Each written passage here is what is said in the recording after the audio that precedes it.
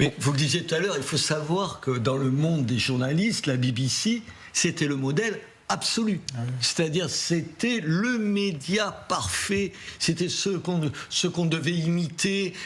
Tu rêvais, pour un journaliste anglo-saxon, rentrer à la BBC, c'était le Graal absolu. C'est-à-dire que quand on s'aperçoit qu'ils truquent les choses, c'est des mensonges éhontés, parce qu'ils découpent deux choses, ils les mettent côte à côte, et ça veut dire le contraire de ce que ça veut dire. Sur la BBC, en langue arabe, vous dites, qu'est-ce qu'il dit?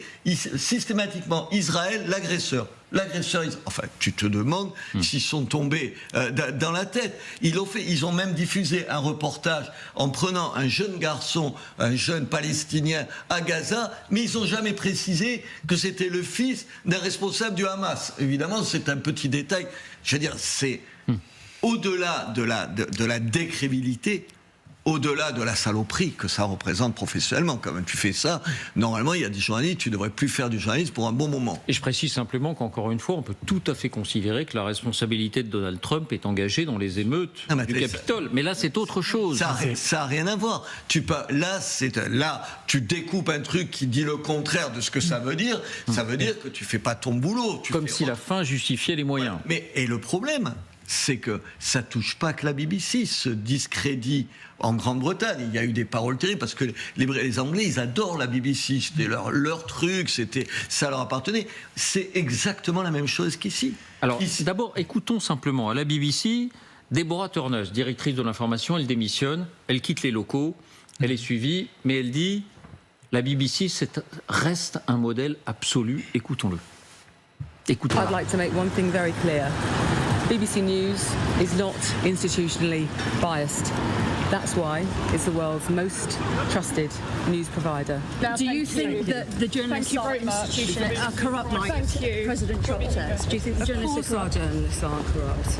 Our journalists are hard-working people who strive for impartiality, and I will stand by their journalism. Is there institutional bias at the BBC? There is no institutional bias. Mistakes are made, but there's no institutional bias.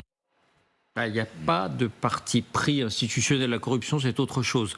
Montage Charlotte Sauvaget, mais il n'y a pas de parti pris dans nos pratiques. La difficulté quand même à admettre, à reconnaître. Tu as l'impression que c'est la même langue de bois que n'importe quel homme politique que tu interviewerais à la sortie du Sénat ou de l'Assemblée nationale. Bien sûr qu'il y a, je ne sais pas si c'est institutionnel, mais bien sûr que les médias, mais pas que, encore une fois, moi je ne veux pas parler que parce que ce serait trop facile de montrer du doigt la presse britannique, mais tu la prends ici. Moi je me rappelle quand tu faisais voter, vous vous souvenez, dans les écoles de journalistes, les journalistes au moment des présidentielles, mais tu as une immense majorité de cette profession qui est à gauche. Qui est à gauche et qui est à gauche assumée, qui est une gauche militante. Moi, je le vois, y compris pas dans les médias régionaux chez moi. Tu tombes sur des jeunes journalistes, tu as l'impression que c'est des militants de la France Insoumise. Alors, vous m'avez cité un exemple du journal régional chez vous, donc c'est la Dépêche du Midi. C'est Midi Libre, c'est Midi Libre. C'est le Midi Libre. Moi, j'ai commencé à travailler à Midi Libre, donc je sais ce que c'est. Tu te dis, mais ils ont l'impression je sais pas où ils ont été, oui, je sais trop, où ils ont été éduqués, formés et tout. C'est des militants de gauche. Qu'est-ce qui vous a choqué en l'occurrence? Non, ben alors c'était un truc personnel, vous me mettez mal à l'aise. Non, mais il le fait exprès. Ah non, mais je pensais que vous souhaitiez en parler. Mais je règle pas mes comptes ici, mais je vais vous le dire. Enfin, non, mais un étonnement, simplement. Je fais des interviews politiques depuis 12 ans que je suis maire. Il y a un endroit où je n'ai jamais fait une interview politique, c'est le journal chez moi. En 12 ans. Il faut quand même se le faire. Il faut dire que c'est un journal qui appartient déjà à la famille Bailey, de gauche et tout. Oui, c'est ça veut dire que... Non, attends, mais pourquoi ça me met hors de moi? Parce que je te rappelle que les mêmes journalistes, ils font jouer leur clause, ça s'appelle la clause de conscience.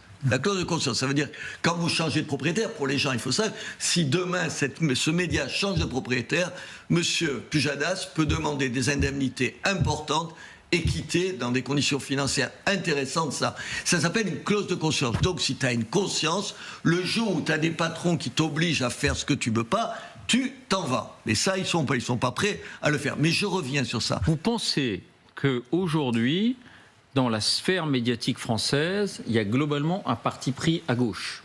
Attendez, mais vous fichez de moi avec la question, parce que vous ne le savez pas tous les matins en écoutant nos confrères, mais enfin, vous vivez où? Là, vous écoutez, enfin, je sais bien que le sens des questions ironiques dans votre bouche, mais enfin, bien sûr, moi j'écoute, enfin, attendez, on va prendre un seul exemple, comment il s'appelle? Je cherche son nom, Thomas Legrand. Thomas Legrand, non mais elle rigole. Ex-éditorialiste politique de France Inter, et aujourd'hui éditorialiste politique de Libération. Il se fait épingler, il y a quelques semaines, parce qu'il dit, il y a quelqu'un qui l'a enregistré, il dit, Rachida Dati, il va falloir faire ce qu'il faut faire pour s'en débarrasser. C'est exactement ce qu'il dit. Exactement. Alors il dit pas pour s'en débarrasser, il dit on fait ce qu'il faut. Oui. Il a dit, je le dis d'un point de vue éditorial, on fait ce qu'il faut pour traiter son actualité politico-financière. Non mais je précise simplement les propos qui ont été tenus. C'est ce que ça veut dire. Ça veut dire que je vais faire en sorte qu'elle ne soit pas élue à la mairie de Paris. Tout le reste, c'est du baratin. Donc, la direction de France Télévisions le sanctionne, puisqu'il n'est plus, vous le disiez, à l'antenne d'Inter. Il recommence dans une espèce d'agape d'une cinquantaine de personnes, dans un certain nombre de confrères de journalistes, je ne le suis plus. Et cette fois-ci, il dit, il rêve d'interdire ces news. Mais ils sont jobards.